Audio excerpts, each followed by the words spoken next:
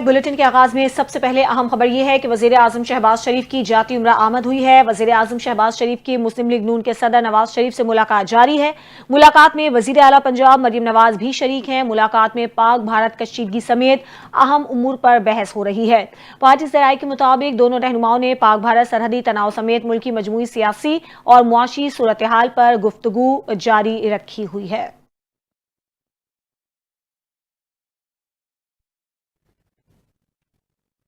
پہلگام واقعے کے بعد پاکستان اور بھارت کے درمیان کشیدگی بڑھنے لگی۔ وفاقی وزیر داخلہ محسن نقوی کے خلیجی ممالک کے دورے۔ وزیر داخلہ محسن نقوی ایک روزہ دورے پر عمان پہنچ چکے ہیں۔ مسقط ایئرپورٹ پر محسن نقوی کا پرتپاک استقبال کیا گیا۔ وزیر داخلہ محسن نقوی اور خالد بن ہلال بن سعود کے درمیان ملاقات ہوئی۔ خالد بن ہلال نے کہا کہ عمان آمد پر آپ کو دل کی گہرائیوں سے خوش آمدید کہتے ہیں۔ محسن نقوی مسقط میں اعلیٰ حکام سے ملاقاتیں کریں گے۔ محسن نقوی دو طرفہ تعلقات اور خطے کی موجودہ صورتحال پر بات چیت بھی کریں گے۔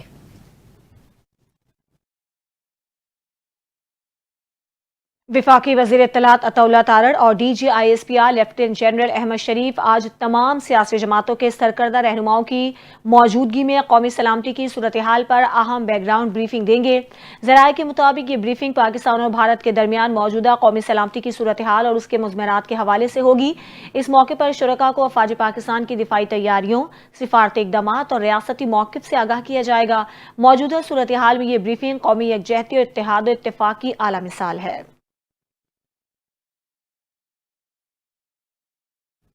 آپ کو بتائیں کہ لائن آف کنٹرول سے متعلق بھارتی پروپیگنڈے کی قلعی کھل گئی۔ وزارت اطلاعات نے بھارتی دعواؤں کی حقیقت دکھانے کے لیے مقامی اور عالمی میڈیا کو دورہ کروا دیا۔ وزارت اطلاعات کا آج بھی پاکستانی اور عالمی میڈیا کے لیے ایل او سی کا دورہ کروائے گا۔ مقصد بھارت کے بے بنیاد اور من گھڑت پروپیگنڈے کو بے نقاب کرنا ہے۔ بھارت پاکستان میں نام نہاد اور خیالی دہشت گردی کیمپس کے حوالے سے پروپیگنڈا کرتا ہے۔ میڈیا کے نمائندوں کو مخصوص مقامات پر زمینی حقائق سے آگاہ کیا جائے گا۔ بھارت کی کسی بھی جارحیت کا فوری اور منہ توڑ جواب دیا جائے گا۔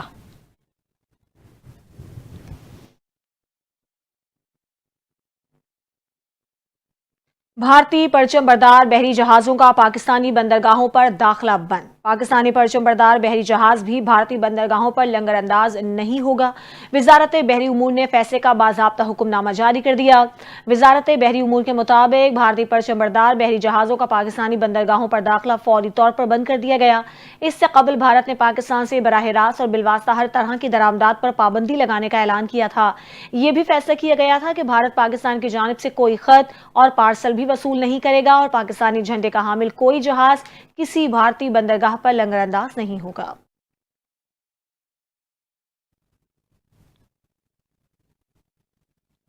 مودی سن لو، یہ جس میزائل کا ہم نے تجربہ کیا ہے یہ ایٹمی ہتھیار لے جا سکتا ہے۔ بھارت اگر گزشتہ تجربے بھول گیا ہو تو آج کا تجربہ یادداشت کے لیے ہے۔ اپنی سالمیت کی خاطر ہر حد تک جانے کو تیار ہیں۔ وزیر اعظم کے سیاسی مشیر رانا ثناءاللہ کا فیصل آباد میں خطاب۔ کہا بھارت نے یک طرفہ طور پر سنتاس معاہدہ معطل کیا۔ مودی پاکستان کو نقصان پہنچانا چاہتا ہے۔ پہلگام واقعے میں ہلاک افراد بے گناہ تھے۔ پہلگام کی تحقیقات کروائیں لیکن بھارت اس کی طرف نہیں آیا۔ بھارت کا مقصد ہے کہ پہلگام واقعے کی آڑ میں کشمیریوں پر ظلم کیا جائے۔ کشمیریوں پر اتنا ظلم 75 سال میں نہیں ہوا جتنا 87 دنوں میں ہوا۔ یہ ظلم کشمیریوں کو روک نہیں سکتا، وہ حق خود ارادیت لے کے رہیں گے۔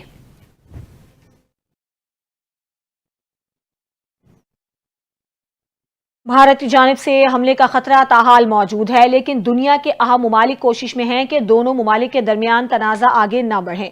وزیر دفاع خواجہ آصف نے نجی ٹی وی سے گفتگو کرتے ہوئے کہا کہ کسی سفارتی ذرائع سے ایسی تجویز نہیں آئی بھارت کو فیس سیونگ دی جائے۔ وائٹ ہاؤس کے ترجمان نے کہا کہ تحمل کا مظاہرہ کیا جائے۔ وزیر دفاع نے کہا کہ ہم دوست ممالک کے نمائندوں سے رابطے میں ہیں۔ بھارت اب پاکستان کے خلاف IMF سمیت دیگر مالیاتی اداروں کے پاس جا رہا ہے۔ انہوں نے مزید کہا کہ بھارت کو پتہ ہے کہ اگر کچھ کرے گا تو منہ توڑ جواب دیا جائے گا۔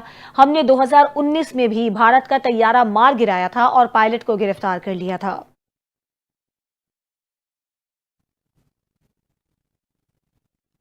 Pahalgam false flag operation, Pakistani Hindu برادری نے حالیہ پاک بھارت کشیدگی میں پاکستان کی مکمل تائید کا اعلان کر دیا۔ چیئرمین آل پاکستان ہندو رائٹس موومنٹ ہارون سوداب دیال نے کہا کہ ہندوستان ہمیشہ فالس فلیگز کے ذریعے ایک ڈرامہ رچاتا ہے۔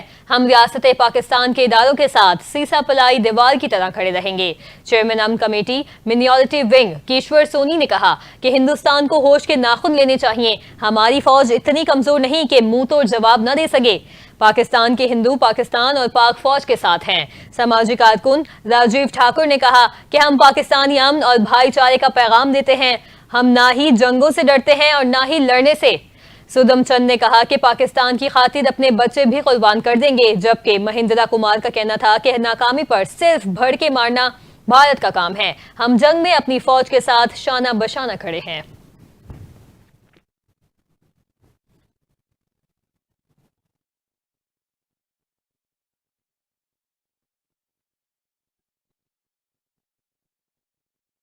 کراچی سے خبر ہے، کراچی کے علاقے شاہ لطیف ٹاؤن سیکٹر ڈی 31 میں پولیس اور کار لفٹر گینگ کے درمیان مقابلہ ہوا ہے۔ فائرنگ کے تبادلے میں پولیس نے ایک ملزم کو زخمی حالت میں گرفتار کر لیا ہے۔ کراچی کا علاقہ ہے شاہ لطیف ٹاؤن سیکٹر ڈی 31، جہاں پولیس اور کار لفٹر گینگ کے درمیان مقابلہ ہوا ہے۔ فائرنگ کے تبادلے میں پولیس نے ایک ملزم کو زخمی حالت میں گرفتار بھی کر لیا ہے۔ اسی پر بات کریں گے ڈپٹی بیورو چیف کراچی عبدالارحم سے۔ جی عبدالارحم۔ جی بالکل، شاہ لطیف تھانے کے کچھ اہلکار جو ہے گشت پر مامور تھے اور ان پر جو ہے کچھ مسلح افراد نے جو ہے اچانک فائرنگ کی تھی۔ پولیس کی بروقت جوابی کارروائی میں ایک ملزم زخمی حالت میں گرفتار کر لیا گیا ہے، جبکہ ملزم کے ساتھی فائرنگ کرتے ہوئے فرار ہو گئے۔ زخمی گرفتار ملزم کی شناخت حق نواز بل محمد بخش کے نام سے ہوئی ہے، جسے فوری طور پر طبی امداد کے لیے اسپتال منتقل کر دیا گیا ہے۔ ملزم کے قبضے سے ایک 30 بور پستول ایمونیشن کے ساتھ ایک گاڑی، موبائل فون اور نقدی برآمد ہوئے ہیں۔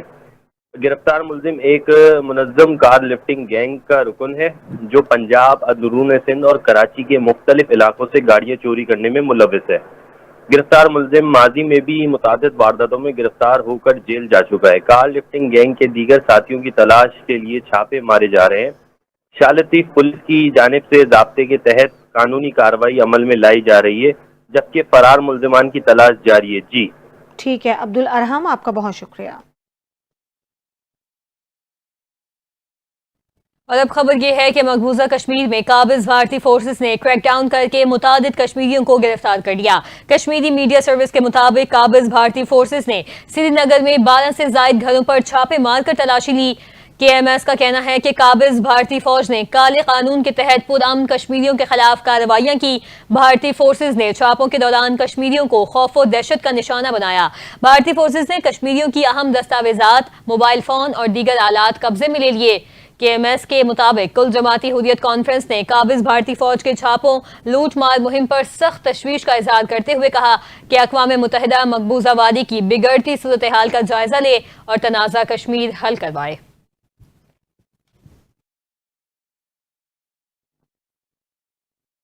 لائیو پروگرام میں مودی اور بھارتی میڈیا کا لاشوں پر ووٹ لینے کا کھیل بے نقاب۔ کانگریس رہنما نے مودی کی تقریر کا ویڈیو کلپ چلا کر بھارتی میڈیا کے منہ پر تماشا رسید کر دیا۔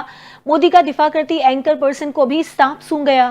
ویڈیو میں مودی کی جانب سے پلوامہ کے شہداء کو ہتھیار بنا کر ووٹ کی اپیل کرتے سنا گیا، جس سے مودی کا گھناؤنا چہرہ بھارت سمیت دنیا کے سامنے بے نقاب ہو گیا۔ سیاسی ماہرین کا کہنا ہے کہ مودی سرکار کا اپنے ہی ہلاک فوجی جوانوں کے نام پر سیاست کا گندا کھیل منظر عام پر آ چکا ہے۔ مودی بھارتی قوم کے جذبات بھڑکا کر سیاست کا دھندا کرتا ہے۔ سیاسی تجزیہ کار نے کہا کہ ٹاک شو میں موجود اینکر اور وزراء کے چہروں پر سوالیہ نشان دیکھنے لائق تھے۔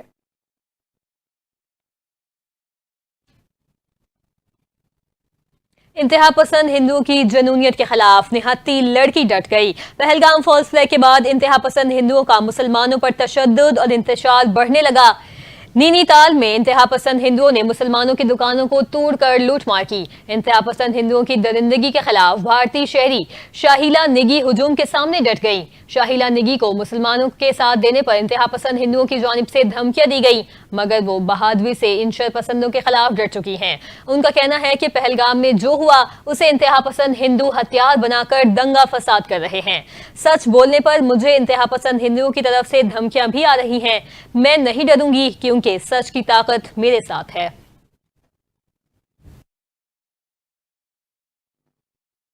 کچھ مزید خبریں شامل کرتے ہیں۔ دوسری جنگ عظیم میں نازی جرمنی پر سوویت یونین کی فتح کے 80 سال مکمل۔ ماسکو میں تقریب میں روسی فوج کی ریہرسل۔ غیر ملکی میڈیا کے مطابق ریڈ اسکوائر پر ہونے والی ریہرسل میں چینی Peoples liberation army guard of honour نے بھی شرکت کی۔ تاریخی T-34 ٹینکوں، توپ خانوں اور SAU نے ریہرسل میں حصہ لیا۔ ترجمان کیریملن کا کہنا تھا کہ 80ویں سالگرہ 9 مئی کو منائی جائے گی۔ صدر ولادیمیر پوٹن نے دوسری جنگ عظیم میں نازی جرمنی پر سوویت یونین کی فتح کی 80ویں سالگرہ کے موقع پر 3 روزہ جنگ بندی کا اعلان کیا ہے۔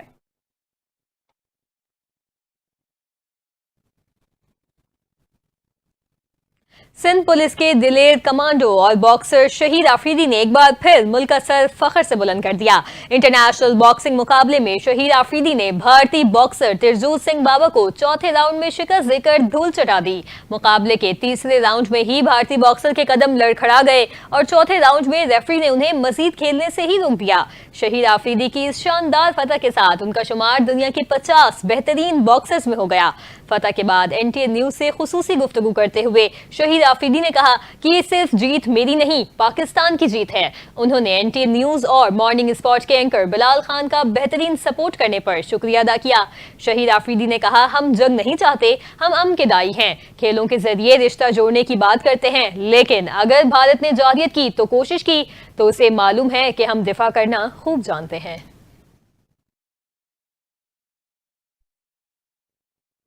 لیاری کے محنت کش کی بیٹی باکسر بن کر ملک کا نام دنیا بھر میں روشن کرنے لگی۔ عالیہ سمرو نے تھائی باکسر کو شکست دے کر پاکستان کا پرچم بلند کر دیا۔ بینکاک کے ورلڈ اسٹیڈیم اسٹیڈیم میں ہونے والے بین الاقوامی باکسنگ مقابلے میں پاکستانی باکسر عالیہ سمرو نے شاندار کارکردگی دکھاتے ہوئے تھائی لینڈ کی فائٹر ستیدا گیانوچ کو شکست دے دی۔ دونوں فائٹرز کے درمیان زبردست مقابلہ ہوا، لیکن عالیہ سمرو نے جارحانہ انداز اپناتے ہوئے مسلسل دباؤ میں رکھا اور آخرکار فتح اپنے نام کی۔ یہ کامیابی نہ صرف عالیہ سمرو کے کریئر کا اہم سنگ میل ہے بلکہ پاکستان کے لیے بھی فخر کا لمحہ ہے۔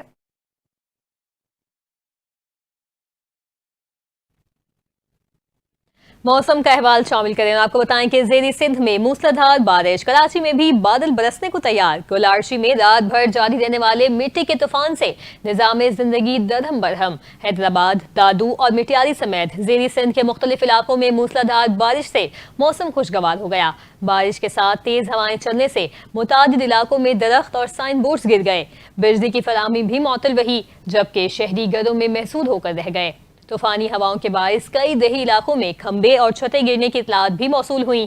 محکمہ موسمیات کے مطابق آج سندھ، پنجاب، خیبر پختونخوا اور وفاقی دارالحکومت اسلام آباد میں مزید بارشوں کا امکان ہے۔ ادھر